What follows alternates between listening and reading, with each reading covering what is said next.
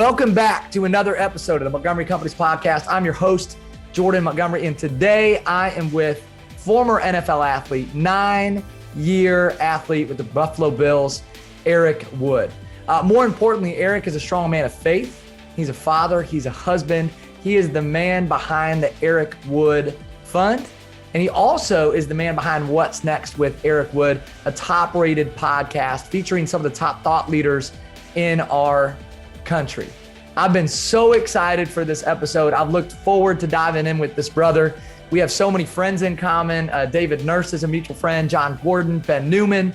And I know that as much as Eric has accomplished, the best is yet to come. So Eric, I want to say this, man, from the bottom of my heart. I'm so excited that you're with us. I love the way that you wear your faith on your sleeve. I love what you stand for.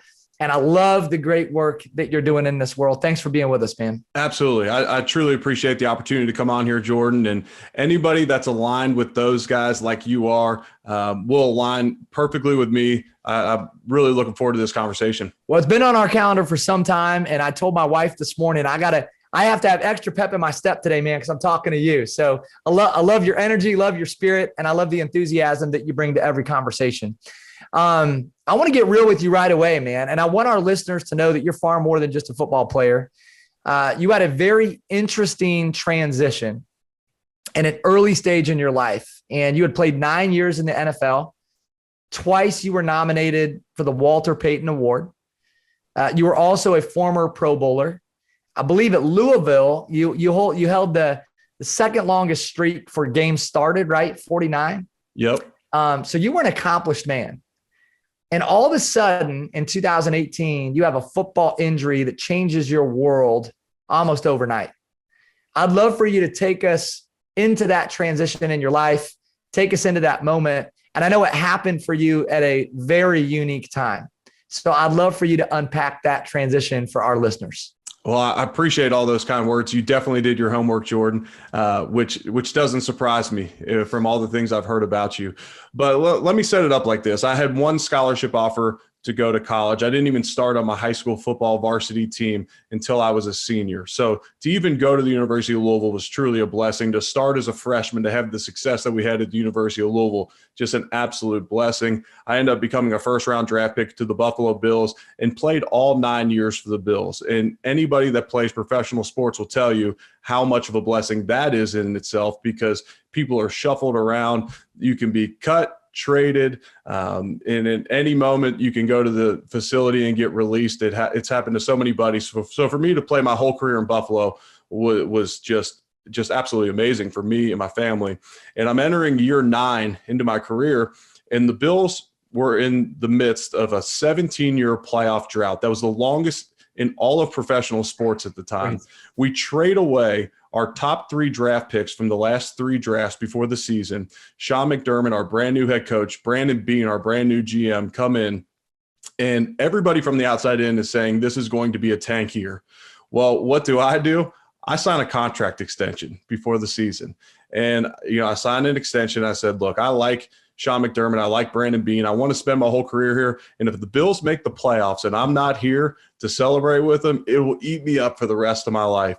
That 2017 season was absolutely magical. We end up being the team to break it. When everyone said we were tanking, we make the playoffs in such exciting fashion at the end of the year. We had to win down in Miami. The Bengals had to win in Baltimore. They get it done. We watch it from the locker room in Miami as a team as Andy Dalton throws Tyler Boyd a touchdown, and we celebrate like little kids. Watch it on YouTube. It's very entertaining. I'm the big curly-haired dude. You only see my back because you can see the TV, and I'm jumping up and down, and it was as much fun as it gets.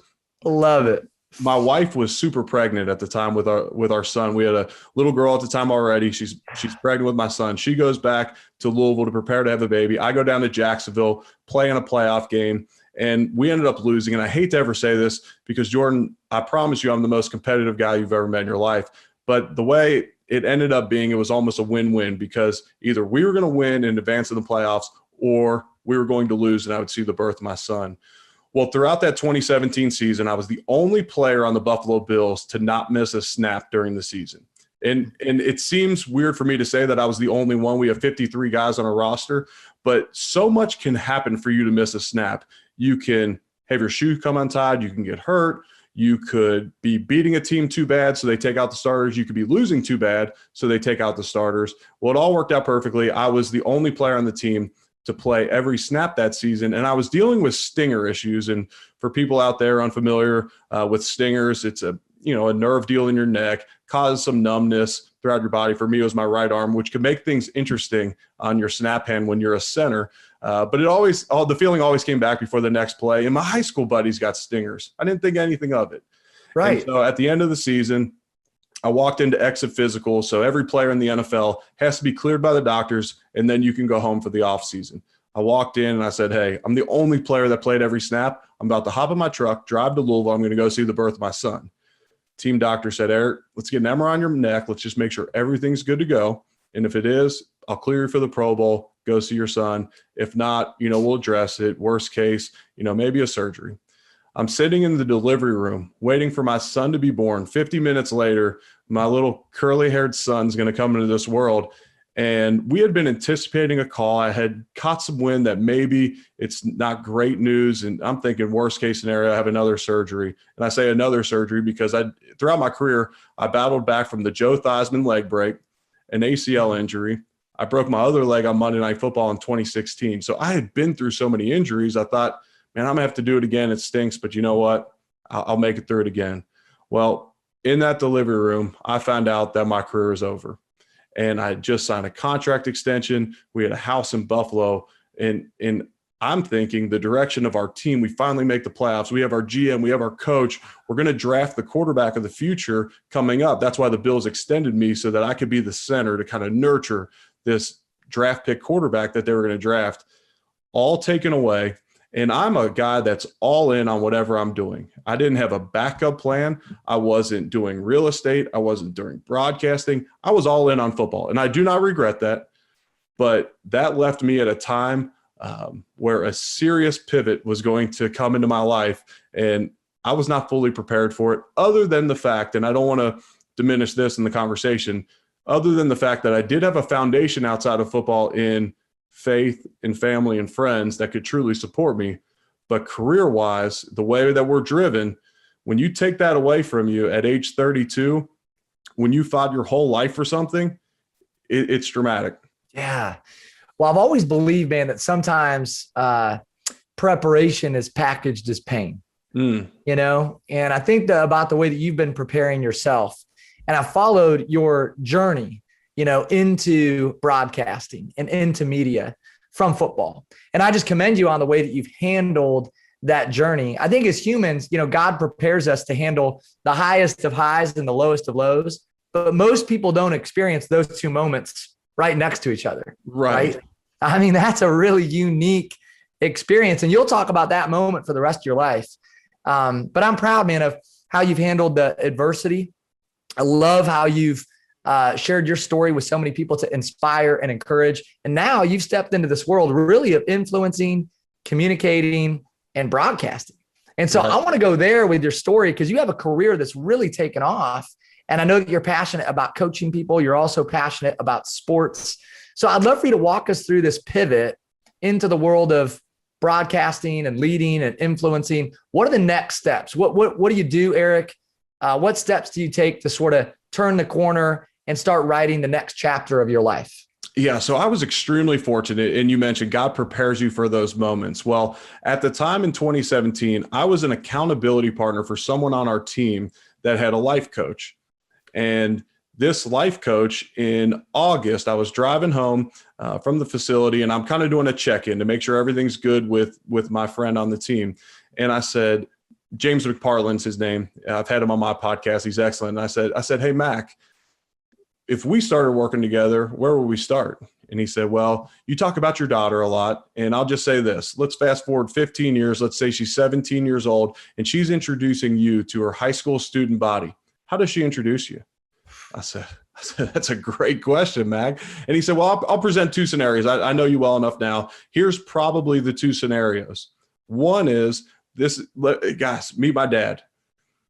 I'm so excited to introduce my dad. He was a former NFL football player, and he took that experience into the business world and he thrived, and he will teach you how to be successful on the field and off. And this is my dad. He'll teach you so much today. Or this is my dad.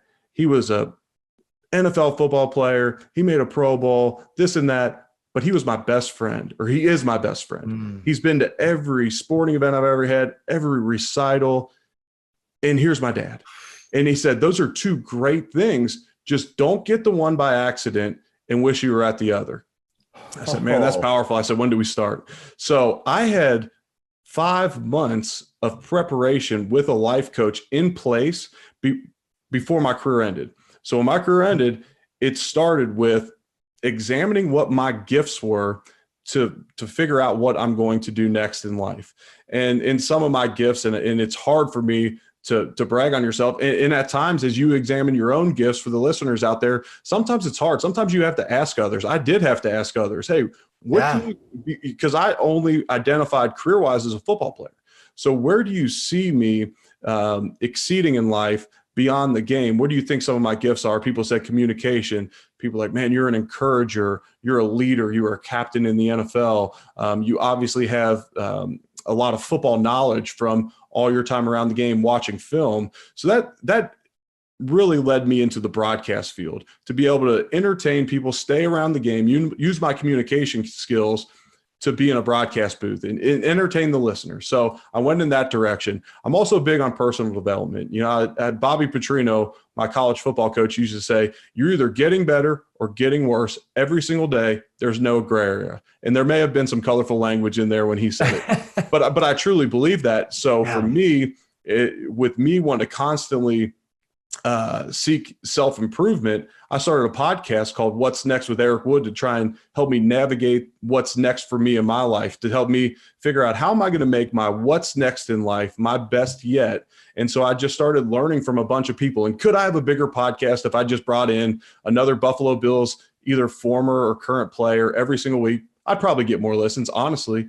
But for me, I love bringing on people like yourself, and God willing, you'll be a guest in the future, and David Nurse and Ed Milet and all these different types of people, and the athletes as well. But I want to learn from you. Hey, what do you wish you knew right when your career ended that you know now? What do you wish you knew when you were a rookie in the NFL? And I love asking those types of questions. What are your favorite leadership qualities?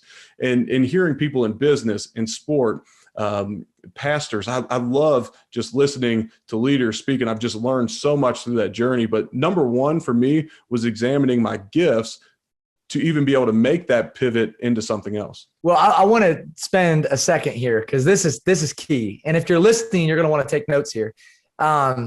You said something on David's podcast recently about why you started your podcast, which you just alluded to, right? You said, I'm in like episode 72 times 60 minutes with thought leaders, learning, getting better. And then you talked about the evolution of going from football to broadcasting. And you talked specifically about this idea of getting feedback, receiving feedback, and you craved feedback and you wanted feedback. And you were asking for people and bugging them all the time, hey, can you give me feedback? Can you tell me more? Like, what am I missing? What am I not doing? And so I know that feedback has been a part of your journey and increasing your awareness and learning from others. Number one, Eric, I want to know where that comes from, that desire to get feedback, because that can be hard. That can be difficult. Right. And then number two, I'd love to learn from you about what you've learned in receiving feedback. How do you get it? How do you stay consistent? How do you make sure you're receiving it with an open heart? I'd love for you just to speak into this art of getting feedback and learning from other people. Yeah, I mean, I crave the coaching, and I think that comes from being able to see results in my life from great coaches. So that obviously started in athletics for me. If I'm being honest, it probably started with teachers growing up, and I just didn't realize it at the time. But when I was able to see myself through college get so much better by dedicating myself to improving what the coaches said was maybe off on a play. And in football, every step, every inch, every eye placement, hand placement is judged every single day, whether it's practice or game. And it's probably judged by multiple people, multiple times. If you have one bad play in an NFL football game, everybody from the GM down to your position coach, and there's probably 3 or 4 people in between, are going to let you know about it. And so I was so used to that when I transferred, or when I transitioned into broadcasting and podcasting, as you know, you just don't get a lot of coaching. You might have a buddy, you might have a friend, and you may hire one person to kind of give you some feedback. I just didn't ever feel like I was getting enough. So it was constantly reaching out to people that are a little bit further along than me in the journey. Hey, what are some landmines that you stepped on that I can avoid? And where do you see blind spots in my life or blind spots that I'm not seeing within my communication skills, within my interview skills? One of the reasons I started the podcast, honestly, Jordan, was because as an athlete, you're so used to being interviewed and not doing the interviewing. You're so used to just answering questions and not asking them. And so, and honestly, you'll see athletes out at maybe a big dinner and they don't know how to get a conversation going. They don't know how to, you know, they haven't been in a sales meeting. For all those salesmen out there that have to take people to lunches and make cold calls, they don't know how to do that. I promise you. We're so used to standing in front of our locker and explaining why J.J. Watt was so effective in the game against the Bills. That's what we're used to doing. So it allowed me to kind of get on the other end of the microphone. And then I've honestly learned so much through being coached. And a lot of it is, you know, now it's time management. It's creating a schedule. It's creating an intentional morning routine, because all of that was done for me. When you're an NFL football player, you wake up every single day. I knew my why. My why was, or my purpose was, to be the best center in the NFL. Yes, I wanted to be a great Christian, a great dad, a great husband, a great friend, a great son, but I wanted to be the best center in the NFL. And I knew what it took. They set the schedule for me. They fed me my meals. They would tell me the best things to eat. We went to meetings together, prep together, and then, yes, I was willing to go over and above on the preparation, because that's my deal. All my confidence in life comes from preparation. And I know you prepped like hell for this podcast, I can tell. And I did the same. And I do them for all my podcasts as well. And I almost think that's how you honor a guest, is through the preparation. I may stink as an interviewer, but if I reached out to buddies and found out little nuggets and, ooh, I caught you off guard, you didn't think I knew that. Well, now I can gain confidence through that, and I can honor the guest in that way. But for me, it was so much stuff that when you're kind of in that football bubble, that professional sports bubble, you don't learn those skills along the way, because a lot of them are done for you. Man, so true. And really well said. And again, I just admire your desire and then ability to execute, receive feedback, learn from others. And I want to stay on this topic for a minute, because one of the things that you've done well, and it's well documented, I think people kind of know this about you. David Nurse certainly says this about you, that you're masterful at relationship building and just pouring into other people, about surrounding yourself with the right people. And that's something that I think probably is a natural gift of yours, Eric, but I think it's also something that you've worked at. I think David's worked at that. Ben's worked at that. You know, I want to know what you're learning about the art of building relationships as you navigate this new professional path from football to business. Yeah. So, you know, it's pretty well known. I'm sure it's been said on here before. This is going to be earth shattering, that you become the average of the 5 people you spend the most time with. I heard Les Brown say in a speaking engagement one time that over a lifetime, you'll make an average of $2,500 of the 5 people you spend the most time with, which is earth shattering if you consider that. Crazy. And if you look at my group of buddies, that'd be the widest range you've probably ever seen. Cause you know, I love people. I truly do. But for me, aligning myself with the people with the same values that are going in the same direction as I'm going in life is super important to me. And now with social media, and the pandemic almost made it easier, because a lot of these big time speakers, these big time performers, they got off the road, they got a lot more time on their hands. And as we're sitting here and you're in Iowa and I'm in Kentucky, we can have a conversation and connect. And so, you know, with social media, you're really probably only 1 degree of separation from anybody in the world. And nowadays, and I heard this said to me recently, you know, you're the average of the 5 people you spend the most time with. Well, what if I don't live in LA? That's where David Nurse is at. That's where Ed Milet's at. That's where John Gordon spends a lot of time. Yeah. You know how you make them part of your top 5? You consume enough of their work. And then they become, because people are putting their best self into their podcasts, their books, their videos. Well, if you consume enough of their work, then they end up rubbing off on you enough, even if you're not spending a lot of time with them in person. But for me personally, I just know that if I surround myself with the right people, then I'm going to kind of stay in my guardrails of life value-wise. and I'm going to be able to achieve things through alignment, which is extremely important to me. Well, I think some of it's just being deliberate, right? You've been very deliberate, very intentional with your actions, with your time. Someone said this to me the other day, and I'd have to fact check this, Eric, but I think this might be true, that the average NFL starter, if you consider offense, defense, special teams, okay, whistle to whistle, the average NFL starter really only plays real time, whistle to whistle, 11 minutes per season. If you look at the entire season, taking plays off, right? Special teams, defense, offense, running clock, right? So the actual 4 or 5 second play is happening very seldom, right? Like the actual time that you're competing is a really small window. But think about the time that you spend preparing and practicing for 11 minutes. No right? doubt. Think about that, man, all year long. And you know that better than anyone, right? In the off season, think about going all the way back to middle school or high school, all the time that you spent preparing for minutes, for 5 second windows, and 1 second too late, 1 second too early, a half a second off, and it changes everything. And so, man, you've been deliberate, you've been intentional, and you've prepared so that when that window comes open, and today maybe it's a conversation instead of a football play, you can make it count, right? When that opportunity presents itself. So I just want to commend you again for that. I've watched your intentional spirit. I watched the way that you're deliberate and how you act toward others, how you elevate others. And I see that, man, and how you're operating and living life. So I know one area that you're deliberate. Would you want to say something on that? Yeah, I was gonna say, I don't know exactly how I can do the math on that, but the average NFL play lasts about 6 seconds. So about 60 plays a game, 16 games a year, now 17 games a year, but you're probably right, which is crazy. And it kind of goes back to, so there's a lot of people probably listening out there like, you mean to tell me, and let me say this first. Not every player on an NFL team makes 7 figures a year, 8 figures a year. There's a lot of people that are not making that. The average career is only 3 1/3 years. And there's so many people that are making league minimum. They're on the practice squad. They're not making the dollars you probably think they do. A lot of them have to carry 2 residences. You cut it in half for taxes. It's not quite the money you see.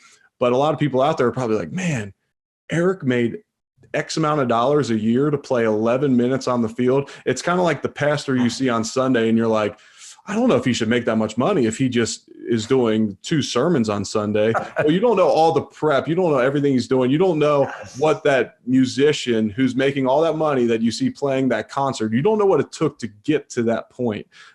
So man, you're going to hear that at a speaking engagement on a podcast soon, if I can confirm that math, Jordan. Well, hey, whether it's 11 or 19 or I don't know, whatever the math is. Regardless, it's tiny. It's tiny, and it's part of your story.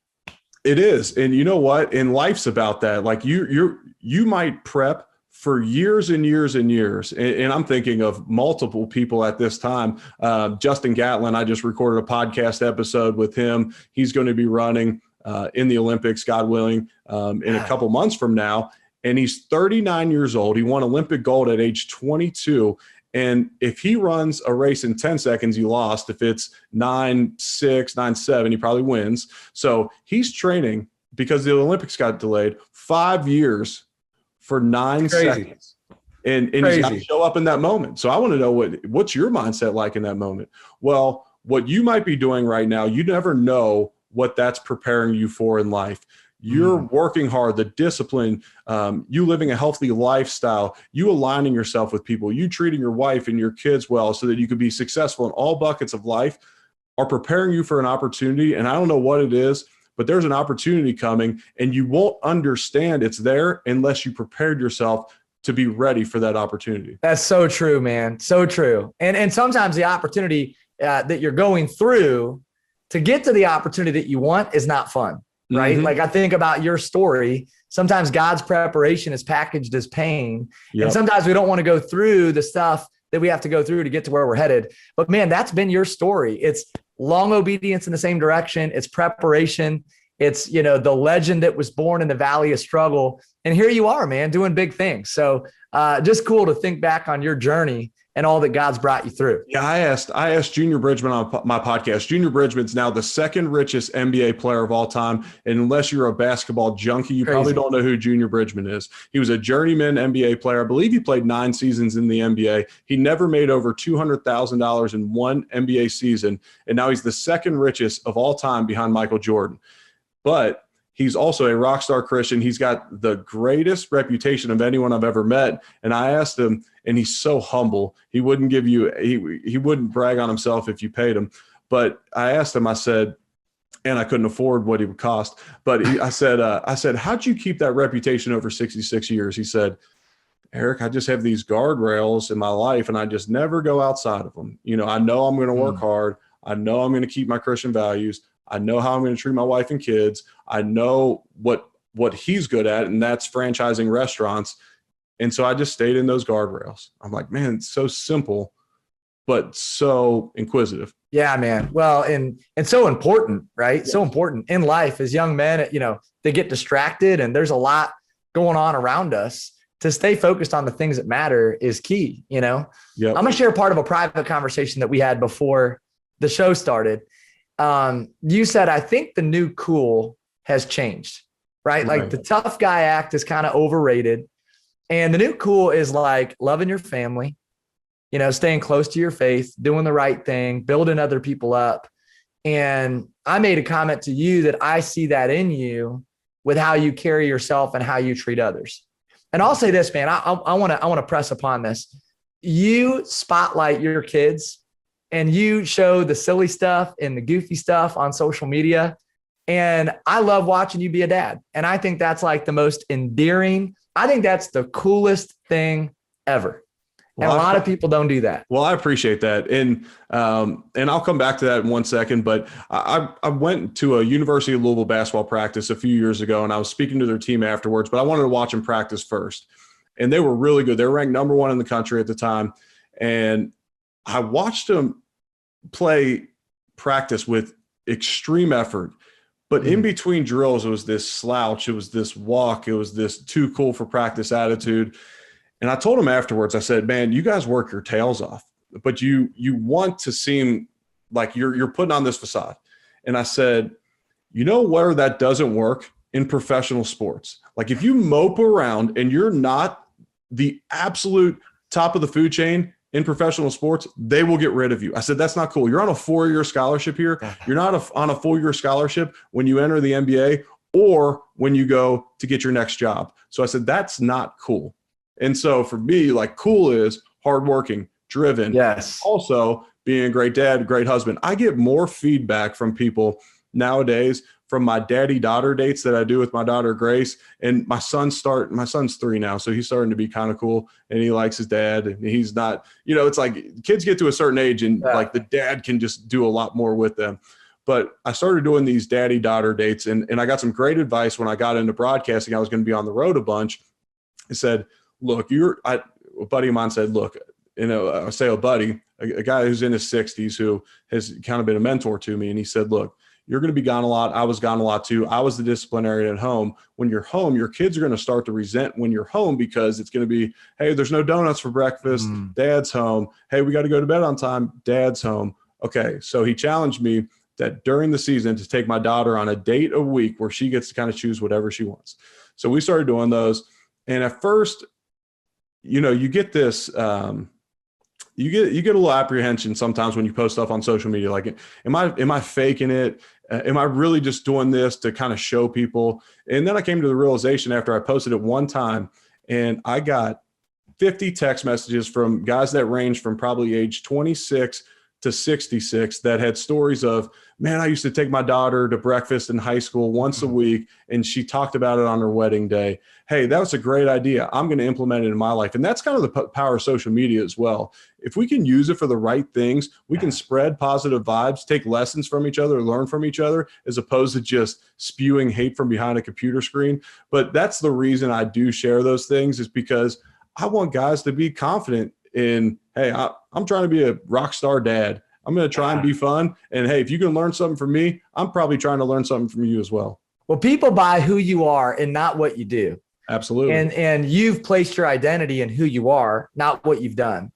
And that works. It sells. It works. It's what allows us to connect with other people. It's what allows us to build relationships. And so again, man, kudos to you that you found your identity in the right things, in the right place. And it's amazing the world's response to that, right? Mm-hmm. When, hey, like football is just a small chapter in my life. It's not who I am. It's part of what I did.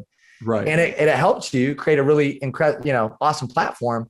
But then that chapter closed and you're a dad and you're a husband and you're a man of faith. So, someone told me early in my NFL career, they said, don't take yourself too serious as a football player because we play a game with a ball for a living. We're not saving lives. We're not defending the country.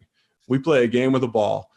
Yes, it's frustrating when someone wants to come up to you at a dinner and they interrupt, a date night with your wife. Like, I get that's frustrating, but like, sign an autograph, be nice to somebody, give back to the community, show your face, spread some positive vibes, because ultimately we're playing a game that we love. Yeah. And that gives you an increased platform. Use it the best you can. Perspective, man. And I love the humility that you just shared that with. Mark Batterson said this recently. He said, I want to be respected most by people who know me the best. And that's the journey you're on, right? Is being respected most by people who know you the best. I will not let you off of this episode without asking you about your faith, because I think sometimes in today's world, it's hard to wear your faith on your sleeve. You do it well. And I want you just to open up a little bit, Eric, if you would, on what it means to you to be a man of faith with a significant platform to reach others. Maybe the struggles that you faced in sharing your faith, just being real about that. Mm-hmm. And then maybe some of the fruit that you've seen and some of the work that you've seen God do as a result of the platform that he's given you. Yeah. So I grew up Catholic, and it was all about the rules. And when I got to college, eventually you kind of break away from your faith if you're only a rules-based Christian. And so by the grace of God, I got introduced to a guy named Chris Morgan. He ran the FCA program at the University of Louisville, still does. And I got introduced to him and found a relationship with Jesus Christ. And that became the foundation for my life. And when I think about my why in life, my why as a player, a lot of it had to do with, I don't want to waste the gifts that God gave me. And God gave me the gift of size. My little brother, who's 30 years old, is 5'10", 175 pounds. I played at 6'4", 310 pounds. My little brother couldn't play on an NFL field. I want to maximize the gifts that God gave me in all assets of life. But my foundation of my faith was one of the things that was able to carry me through tough times in life. It's part of the reason why I live with joy on a day-to-day basis. And I'm overwhelmed with gratitude each and every day. Part of that's, being intentional about being grateful, carrying a gratitude journal, waking up, getting in the word the first thing in the morning. If you're struggling through life right now, the Bible talks about tithing 10% of your money. Tithe the first 10 minutes of your day, get in a morning devotional, get in the Bible, and just see what it does for your life. If it doesn't work after 30 days, if it doesn't change anything, drop it. Just give it a shot. But that doing those things over time has just transformed my thought processes. And when you hit those big moments of life, I've heard it said, you're either going into a storm, coming out of a storm, or you're in one at all times of life. So you better be prepared for those storms, and you better have a foundation. It's wild to me to think back on, and Jordan, I hate to even admit it at the time right now, but throughout this season in 2017, our chapel each week was the verse from Matthew about having a foundation built on rock. And the storms came and the wind blew, but that house stood because it was built on the rock. I didn't even think about it in those moments where I was, just so distraught about my career ending.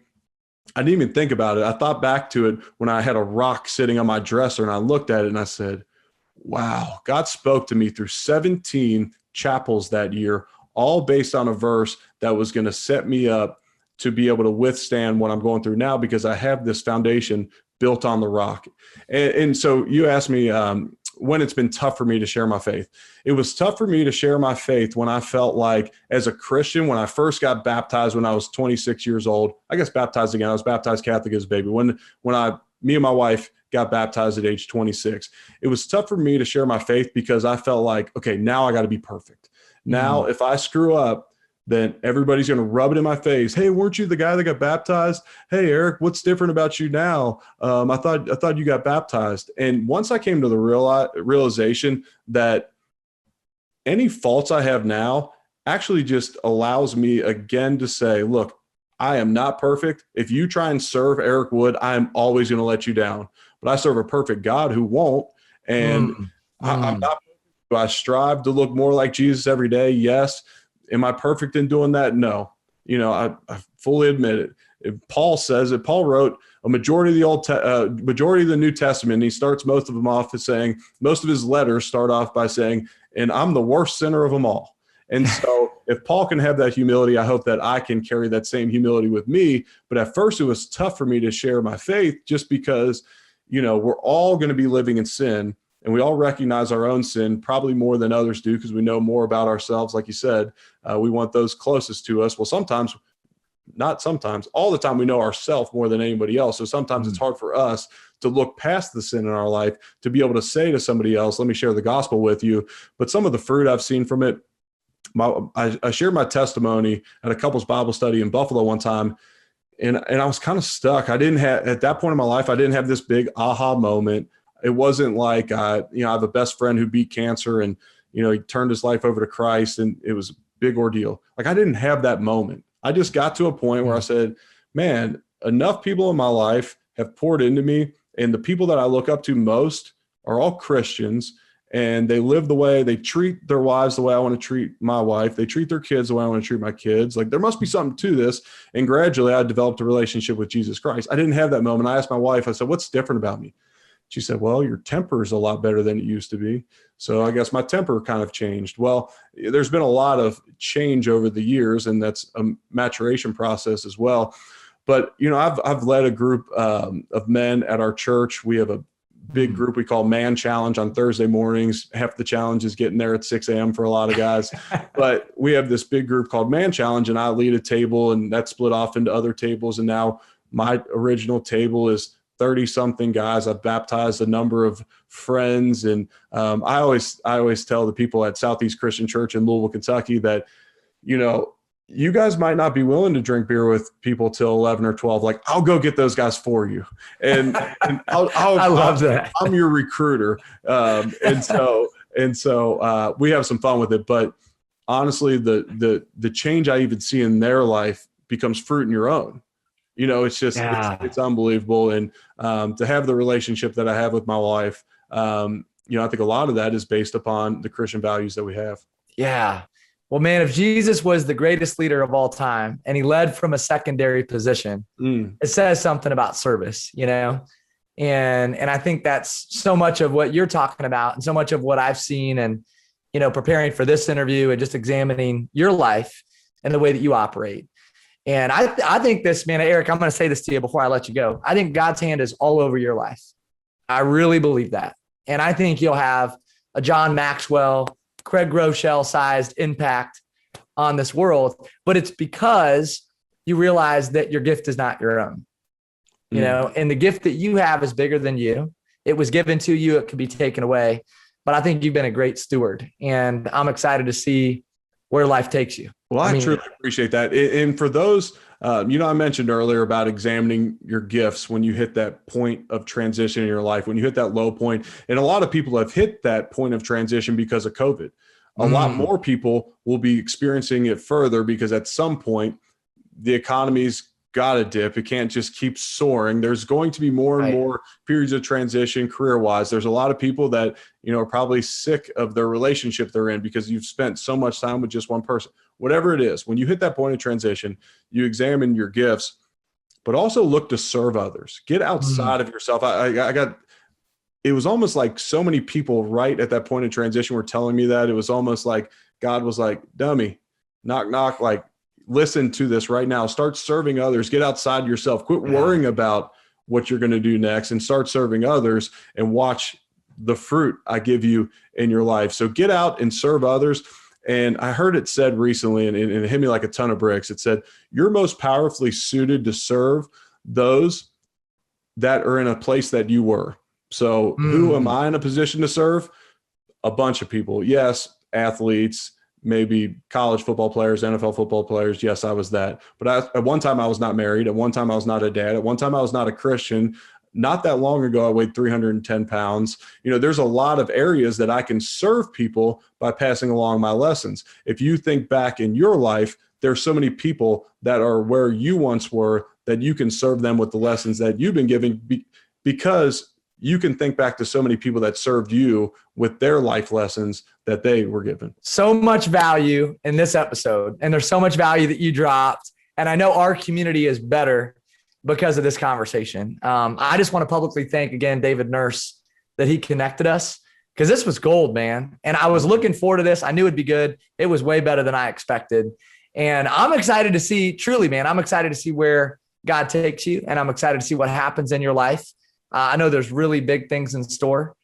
What's next? When you think about what's next for Eric Wood, tell us a little bit about what you're looking forward to and what's on the horizon for you.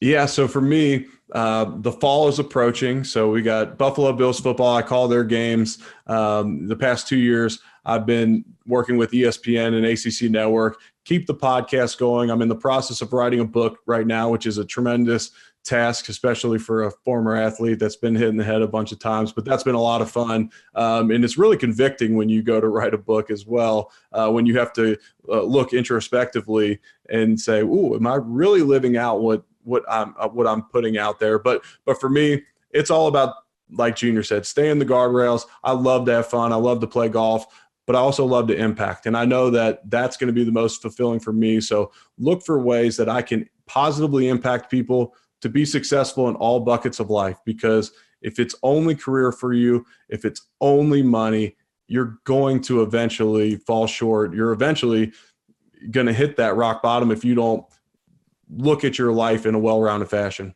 It's great counsel, man. Such good wisdom. And I know that we're going to do stuff together moving forward. I'm already thinking about our virtual event. You got to be a speaker.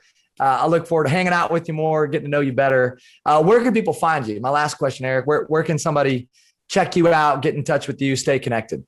Yeah, my website is ericwoodmedia.com. On Twitter and Instagram, I'm at ewood70. I'm very responsive on Instagram. So at ewood70 on Instagram. If you like this episode, please share it. Spread the message that Jordan's putting out there. Share it on your story. We'll probably both share it as well. Get your reach out there. But I'm the most active on Instagram. Well, you're a great follow, man. You're always spreading positivity. Here's one unique thing that you do. You elevate others through your platform. You are constantly tagging people, elevating people, shouting people out, and lifting others up. So great follow. Follow Eric if you don't follow him already. I enjoy following you, man. I'm proud now to call you a friend. Thank you from the bottom of my heart, man. Thanks for sharing this episode and this conversation with our listeners. Yeah, likewise, Jordan. I truly appreciate this opportunity and can't wait to spend a whole lot more time with you in the future. It's been real. It's been fun. Thanks again, Eric. I look forward to staying in touch. Absolutely. All right, man. Be well. This has been another episode of the Montgomery Companies podcast. I'm your host, Jordan Montgomery, and we want to again say thank you to Eric Wood. Eric, thank you for your investment. Thanks for your time. Thanks for the impact that you made today on the Montgomery Companies community. Also want to say thank you to John Choate and James Roth, our producers that make these shows go. If you enjoyed today's session, we would love it if you would like, subscribe, or share this podcast episode with others in hopes that we might be able to move our mission of impact forward. Keep being great. Have a wonderful day. Go serve somebody and change the world.